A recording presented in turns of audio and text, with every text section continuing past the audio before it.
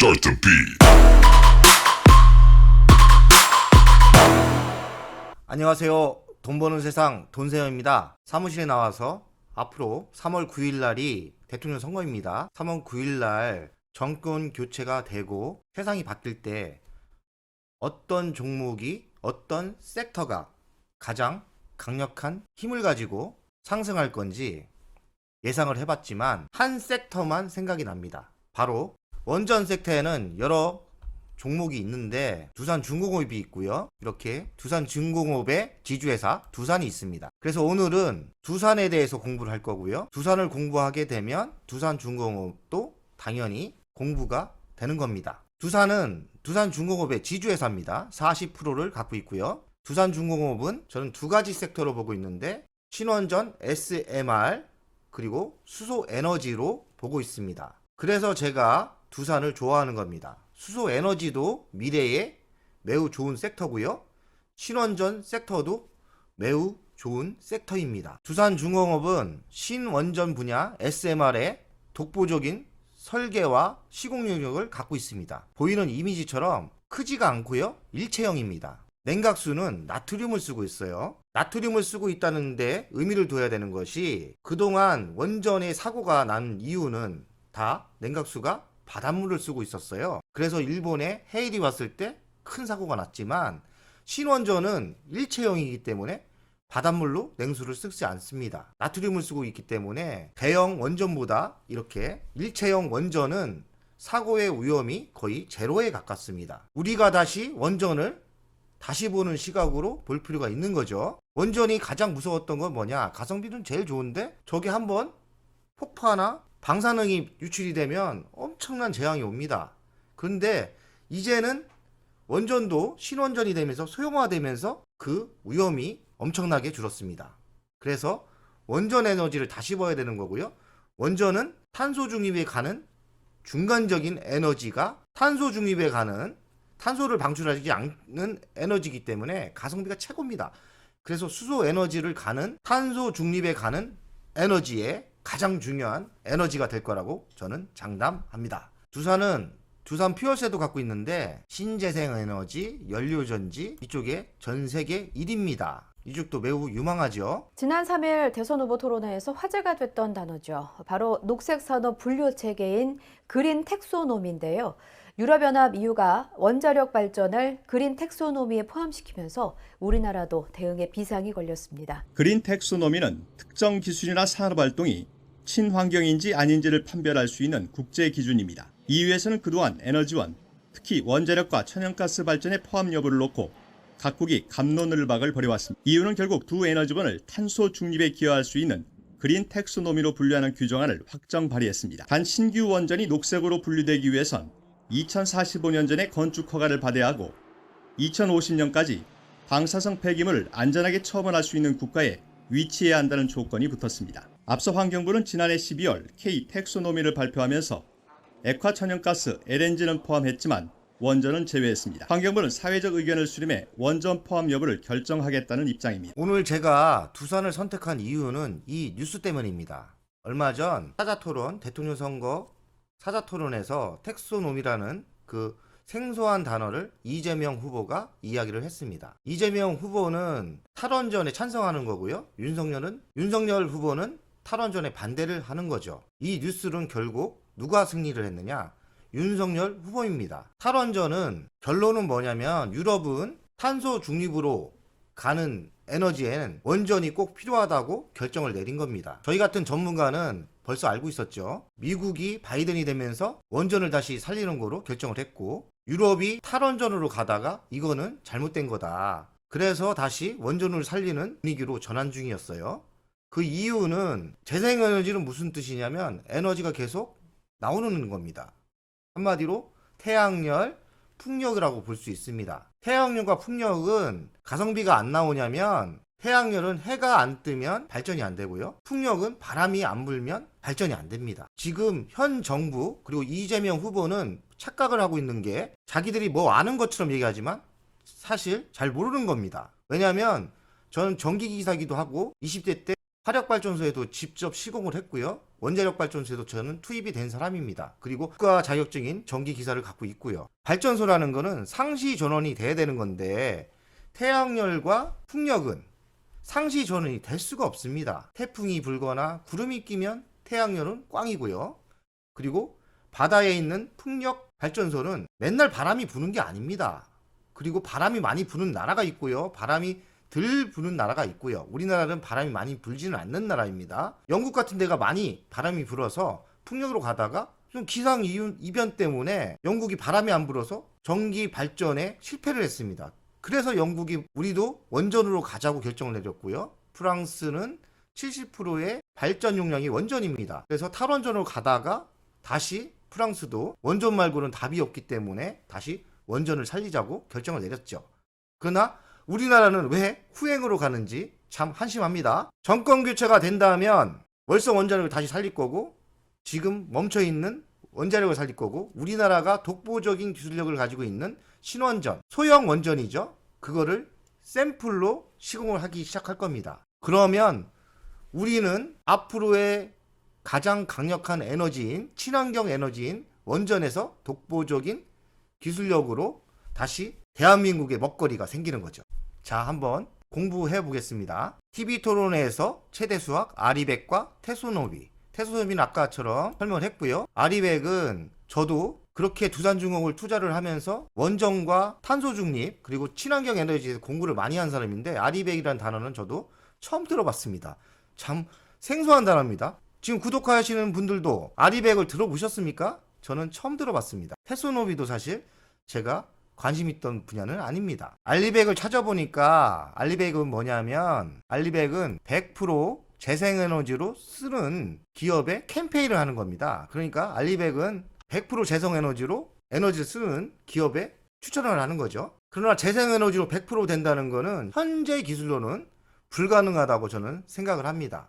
그 이유는 아까 얘기한 것처럼 재생에너지는 태양열과 풍력이 있는데 태양열은 해가 안 뜨면 의미가 없는 거고요. 그리고 풍력은 바람이 안 불면 발전이 안 됩니다. 그렇기 때문에 자연적인 현상이기 때문에 알리백은 꿈의 에너지이고 사실 현실적으로 불가능한 이야기입니다. 원전 제한 K 텍소노비 재조정 탄력받나. 현 정부와 지금 이재명 후보는 탈원전으로 가고 있습니다. K 텍소노미에 아쉽게도 원전이 포함되지 않습니다. 잘못된 정책이죠. 미국도 그렇고 영국도 그렇고 프랑스도 그렇고 전 유럽과 일본, 중국이 친환경 에너지에 원전을 필수로 가는 거로 지금 분위기가 바뀌고 있는데 우리는 거꾸로 가는 정책을 피고 있는 거죠. 공부를 안 해서 그런 건가요? 생각이 짧은 건가요?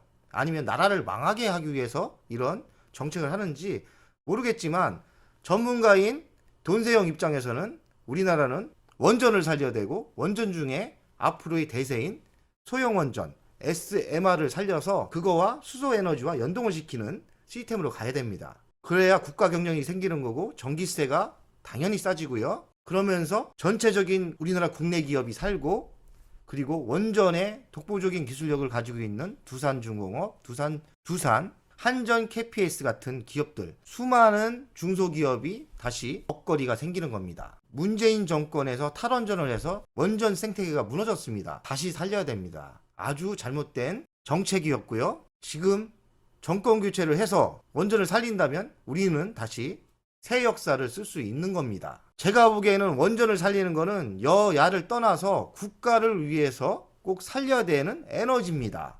그리고 우리가 전 세계 1위의 실력을 가지고 있고요. 아까 뉴스처럼 EU는 원자력과 천연가스 개발을 텍소노미에 포함하는 규정을 확정 발의했다. 의미하는 게 큽니다. 유럽은 텍소노미에 가스와 원전을 넣었다는 거는 신원전 시대에 집중적으로 투자를 한다는 건데 우리가 여기서 제자리를 못 찾는다면 좋은 기술력을 가지고 유럽이나 중국이나 미국에 밀릴 수밖에 없는 안타까운 지금 현 상태입니다. 3월 9일 대통령 선거가 있죠. 제가 보기에는 이번 대선은 100% 윤석열 후보가 당선이 됩니다. 데이터에 그렇게 나와요. 투자가는 정확하고 냉철한 분석과 데이터를 분석해서 잡아야 됩니다. 제가 오늘 방송하는 이유는 유럽이 원전과 천연가스를 텍소노비에 포함한 이유도 있지만 3월 9일 정권 교체가 된다면 우리는 원전 섹터를 가지고 있어야 됩니다. 저는 개인적으로 두산중공업에 1억 이상은 투자를 하고 있지만 이번 유성증자도 참여를 했어요. 기회가 열릴 때 두산 지주사도 더 투자를 해야 된다고 저는 생각을 합니다. 돈세영 가족 여러분 중에 이재명 후보를 지지하거나 민주당을 지지하는 가족 여러분도 있을 겁니다. 그렇다고 저를 미워하지 마십시오. 저는 냉철하게 현실을 말해주고 전문가로서 이야기를 하는 겁니다.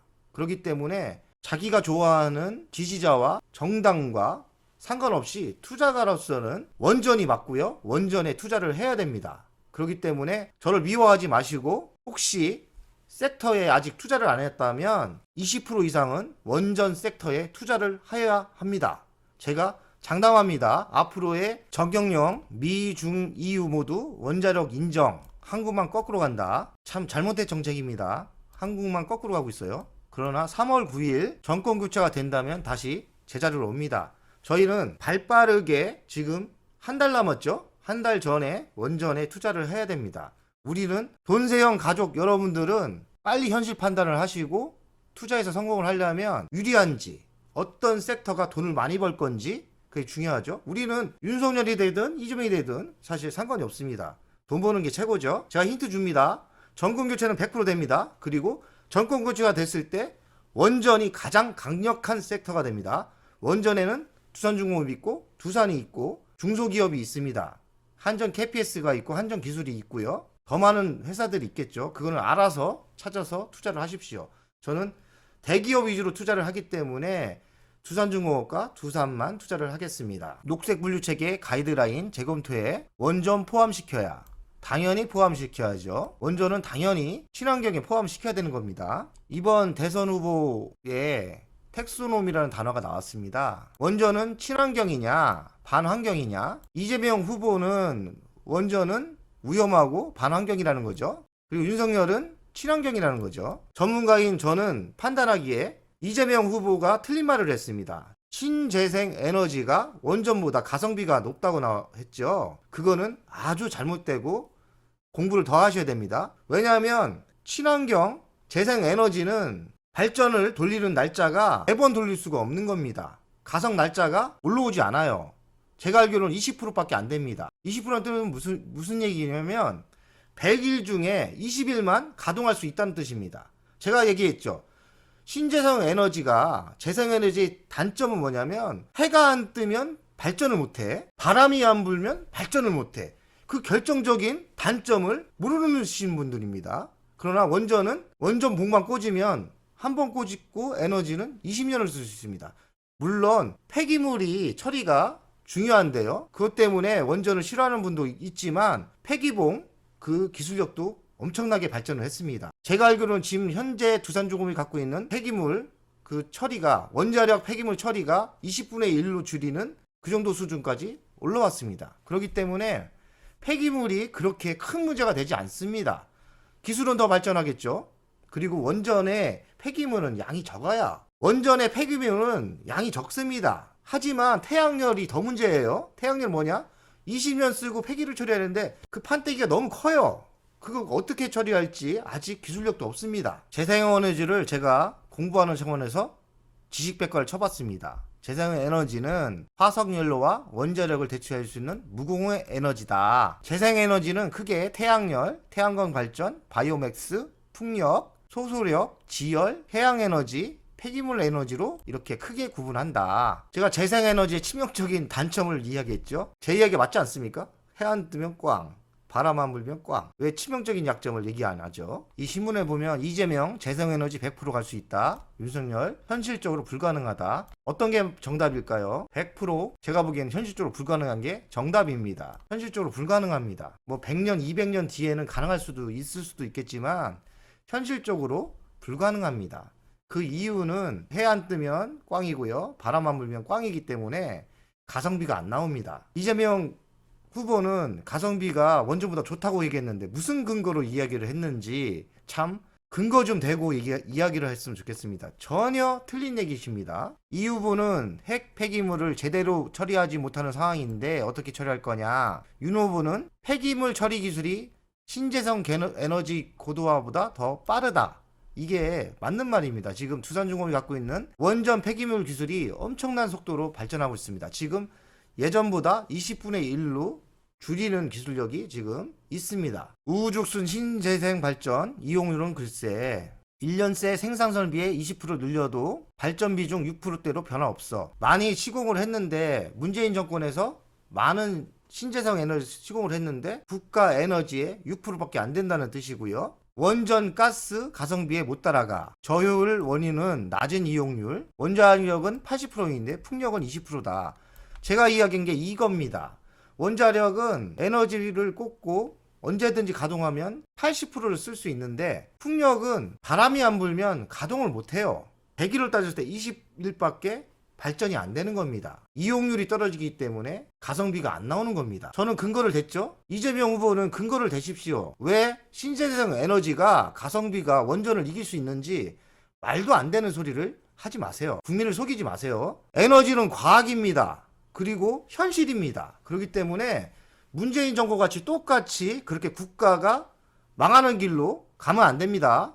원전은 살려야 되는 겁니다. 통상 국내 태양광 발전과 풍력 발전 이용률은 15%와 20% 수준이다. 태양열이 더 나쁘네요. 영국의 풍력 발전은 우리나라보다 3배가 높다. 영국은 바람이 많이 붑니다. 그런데 그 바람 부는 영국이 풍력 발전을 포기했어요. 포기하진 않았고 이젠 집중 안 하는 거죠. 왜냐하면 갑자기 기상위험 때문에 영국의 섬나라에 바람이 안 불었어요. 작년에 엄청난 사회적인 문제가 발생했습니다. 그래서 영국도 원전으로 우리는 가야겠다, 신원전으로 가야 된다고 발표를 했습니다. 찾아보세요. 저는 알고 있습니다. 7년 만에 순이익 두산중공업 친환경 에너지로 도약했다. 두산중공업이 유상증자가 끝나면 부채 비율이 100% 초반대로 개선될 전망이다. 이번 유상증자가 끝나면 두산중공업이 재무가 매우 좋아집니다. 그리고 채권단에 대해 독립이 되는 거예요. 유상증자가 악재이기도 하지만 끝나고 나면 호재로 둔갑을 합니다.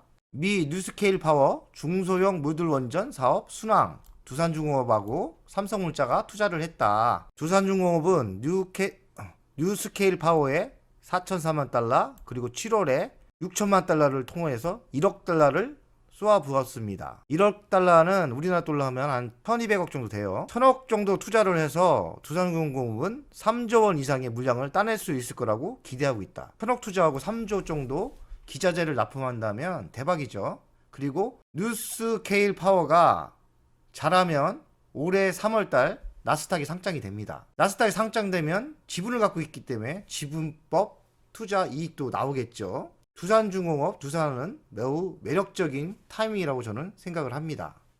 두산중공업의 매출액은 꾸준합니다. 15조 2,500억. 영업이익은 작년 대비 5배 정도 늘었어요. 1조 1천억 정도 나왔어요. 당기 순이익은 6천억 정도. 영업이익률은 1.62에서 7.34 대폭 개선된 거죠.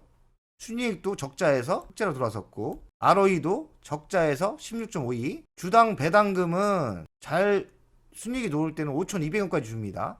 시가배당률은 4.6, 7.4 꽤 많이 나오죠. 올해는 얼마 줄 건지 결과가 나와야 될 것 같은데 두산이 의외로 배당이 셉니다. 참조하시기 바랍니다. 배당이 의외로 순이익이 늘어나면 배당을 많이 줄 수 있는 기업이라고 생각하시면 됩니다. 저는 그래서 두산중공업을 개인적으로 갖고 있지만 추가 투자는 두산에 투자하고 싶습니다. 왜냐하면 배당을 짭짤하게 주기 때문입니다. 두산을 돈세형 스타일로 가치평가를 하겠습니다. 시가총액은 1.66조, 영업이익은 21년 기준 1.28조로 했습니다. 1.28조 자기자본이익률 16.51을 하니까 시가총액은 21조 나옵니다. 시가총액 21조면 지금 현 가치에서 1100%가 가야 됩니다. 한마디로 11배가 가야 되죠. 그러면 120만원 가야지 정답입니다. 너무 높은 것 같아서 최소로 잡겠습니다.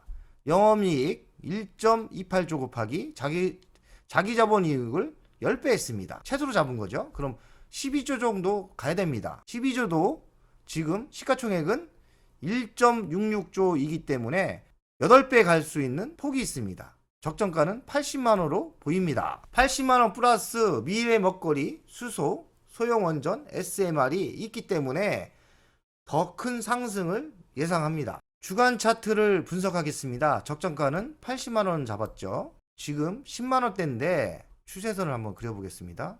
이렇게 그리면 10만원대가 바닥이 아닐까 예상을 하고요. 지금 원전의 시대가 다시 정권 교체도 되고 원전이 대세가 된다면 천장을 뚫고 80만원까지 갈 수 있는 거죠. 8배 갈 수 있는 매우 큰 수익이 날 수 있는 섹터입니다. 월간 차트를 분석하겠습니다. 추세선을 한번 그려볼게요. 이렇게 그리고 21선을 이렇게 그린다면 지금 국내 주식이 불안하기 때문에 이 정도 조정받을 수 있습니다. 3번, 4번. 그러면 지금 사지 말아야 되느냐? 그건 아닌 것 같고요. 지금부터 어느 정도 물량을 들어가시고 빠지면 하락시 저가 분할 매수로 대응을 하시고 이만큼 갈 수 있는 큰 폭의 기대를 하셔도 좋을 것 같습니다. 두산을 연간 분석을 해보면 올해 빠졌는데요.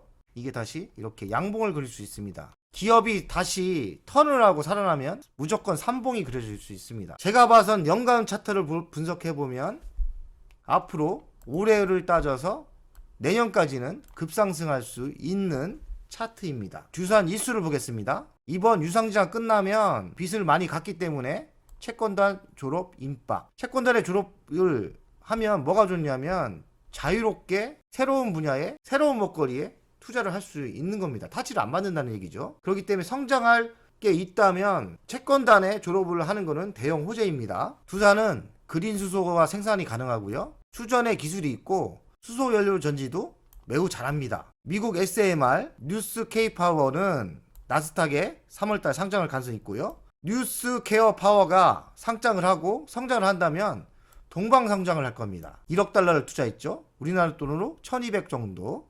1200억을 투자한 거에 비하면 우리가 받아올 게 3조가 넘어요. 매출액이. 그렇기 때문에 저는 매우 현명한 투자를 하였다고 보고 두산의 성장성이 보입니다. 두산은 해상풍력 발전도 하고 있고요. 8메가와트급 상용화가 얼마 안 남았습니다. 새로운 저풍속 환경에서도 30% 이용률이 가능하죠. 풍속이 우리나라가 지금 한 15%밖에 안 나왔는데 이 기술이 발전이 되면 30%까지 가동이 나온다는 뜻입니다. 기술력이 많이 발전하는 거죠. 두산중공업 수소터빈 조기 도입. 앞으로의 대세는 수소 에너지입니다. 에너지로 발전기를 돌릴 수 있다는 뜻입니다. 로봇 산업 강화도 하고 있습니다. 로봇가 미래의 큰 먹거리입니다. 이렇게 두산은 지금까지는 힘들었고 구조조정을 많이 했지만 차세대 먹거리가 매우 좋고요.